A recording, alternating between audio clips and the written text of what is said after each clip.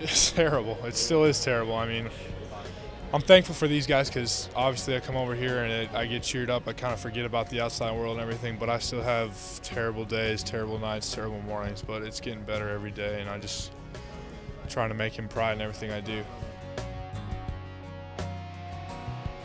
Coach B told me he lost his sister when he was young. He kind of told me just don't try to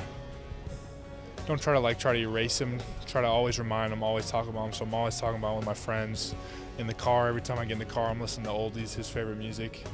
Just trying to always think of him. Whenever that thing reminds me, I tell my friends, oh, my dad was like this, like that. Just kind of always trying to keep him in the back of my mind in everything I do. We have a cabin in Canada, so he kind of always started taking me up there. I remember my first all-male trip goes up and open the cabin, and he kind of instilled that in me and my brother that we love the outdoors. That's what obviously inspired me to start Grizzly Men Outdoors too. I give a lot of praise to his mother. She, I know, continues to work with him. I talk to him as much as I can. He'll pop in your office and just sit down and talk a minute.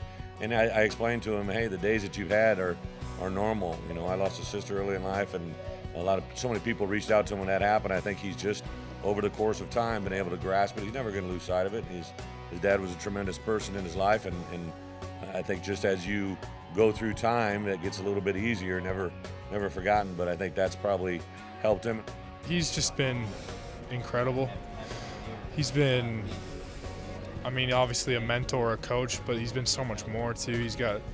He's always having me in his office, checking in on me. He's texting my mom, keeping up with my mom, keeping up with my family.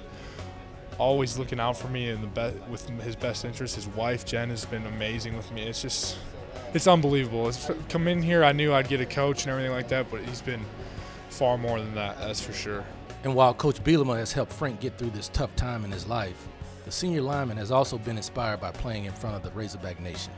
It's pretty unique, I'd say. It's pretty cool. I think one thing I really realized after what happened to me last season is just how amazing they are.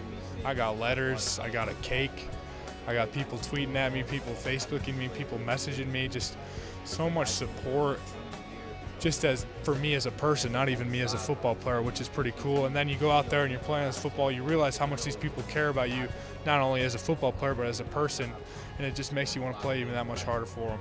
Even though his father may be gone, he still played a huge role in Frank's decision to come back for his senior season.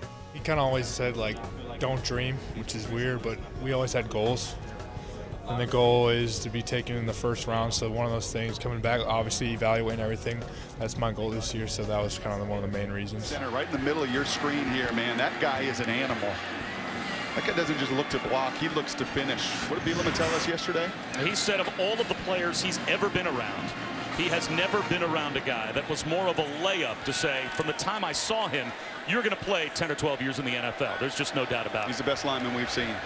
Frank says that most of the preseason accolades for his work on the football field don't mean that much to him, but there's one that does. The preseason football-wise ones, that's kind of, I mean, nobody remembers someone who was a preseason thing, but the AFCA Good Works team and the ones where I can do community service things and stuff like that, I take pride in that. That's something I'm putting in hard work off the field to impact the community, to give back and everything like that. So those ones I actually take pride in. But the ones in terms of football and everything, you really can't get caught up in that because that's before you even play. It's that kind of maturity that Frank's had since he stepped on campus.